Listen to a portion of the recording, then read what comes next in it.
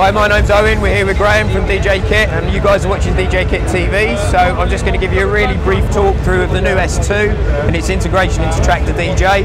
So as you can see already, there's been quite a facelift and makeover for the S2 unit from the old Mark 1. What we have on the hardware upgrade is now we have aluminium flight grade jog wheels which are actually bedded on a silicon gel. On the Mark 1 they run on a magnet system, so essentially with the silicon gel what we get is a much smoother transient response than we had before. You guys can also see that everything's been updated in terms of the graphic, and the chassis build has been improved. What we have is a much clearer readout graphic-wise of what's happening. The big step between the S2 Mark 1 and the S2 Mark 2 is actually now we have iOS integration into Traktor DJ. We also have iOS integration in with the S4 Mark 2 as well.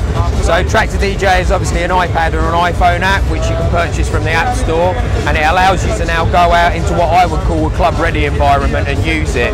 Before, although the app was very good, what you weren't able to do is you didn't have any real-time control over the audio that was playing. So if you wanted to run out of sync mode and DJ in what I would call a more classical, traditional method, it was very hard because you didn't have any real-time manipulation on tempo.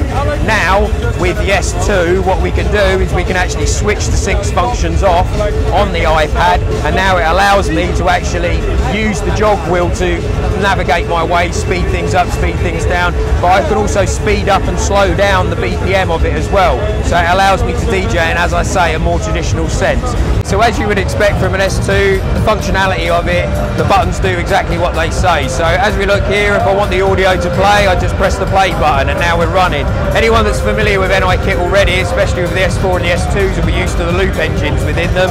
This works exactly the same way on Traktor DJ now. So if I want to set a loop, literally all I have to do is choose the loop size here by changing the loop size button and then press it, and the loop is now active. The beauty of this being now is due to the beat grid system within Traktor, I can now scroll around my loop positions quite easily and move throughout and navigate throughout the track as I want to.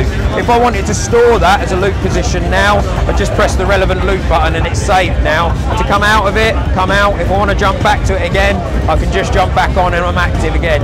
Again, if I want to move and scroll my way through, I can choose a loop, I can choose a value there, and I can just scroll through the track, and now I can set another loop position, save that to pad number 3, come out of it. Exactly the same way as you'd expect with the S2 and the S4. If I want to slow it down on the tempo fade, I can speed up and slow down. If I want to rewind the track or fast forward the track, I can. And as you would expect to have a flatter response as you would do on a 1210 or a 1200, you can slow down and speed things up. One of the big features now for us as well is running Traktor DJ just as on an iPad. You can only have one effect running at any one time. The beauty of having the S2 or the S4 plugged into it now is I can actually chain 3 effects at any one time.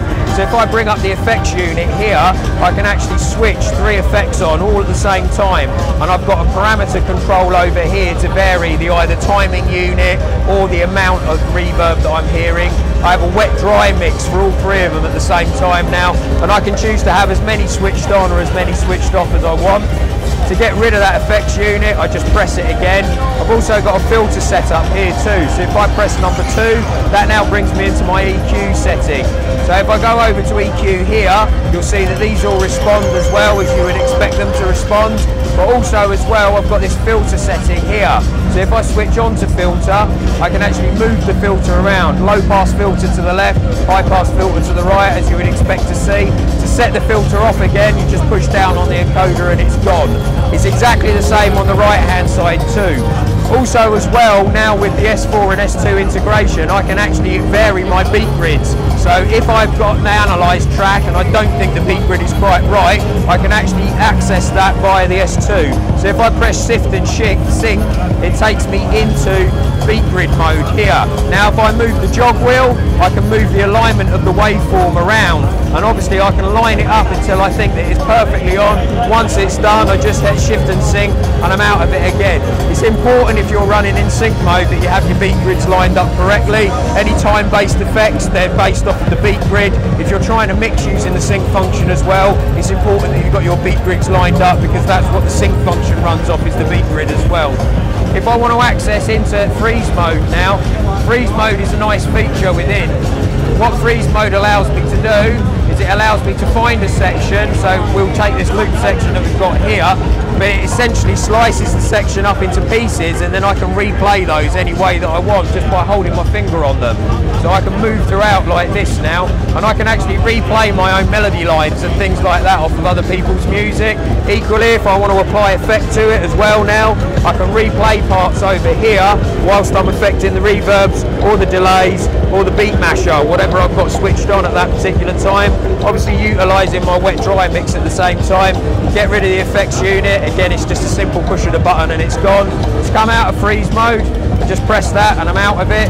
Again, you're not bound by just using the S2. All of the familiar finger gestures that you're used to with the iPad are all still relevant.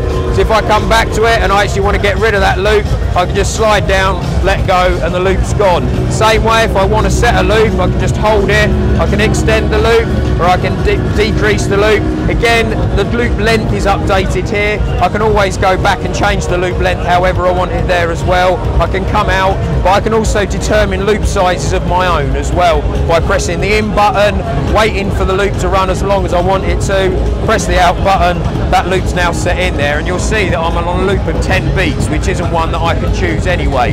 So it allows me to bespoke my loop lengths as well. If I want to store that, it's a simple case of just pressing number 4 and it's stored. New to this version as well now is Flux Mode. People that are Traktor users will be used to Flux Mode as well. Essentially what Flux Mode does is it allows you to keep the phrase metering of a track that you're using. So if you're a DJ that counts beats and bars, this is really useful. And I suppose the best example to give is if I start using a loop at bar 16 and I'm running for 4 bars, without Flux Mode on, when I come out of that 4-bar loop, I'll still be running from bar 16. With Flux Mode switched on, I'll come out at bar 20.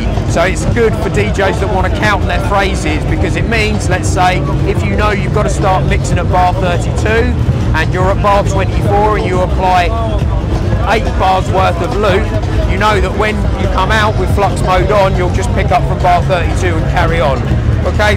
That's a really brief walkthrough of the S4 and the S2. It's a great way of really opening up Traktor DJ into a club environment now, because obviously if I want a real-time mix, I just switch sync off, and now I can use the tempo fader to speed up and speed down, and I can mix in a traditional classical sense.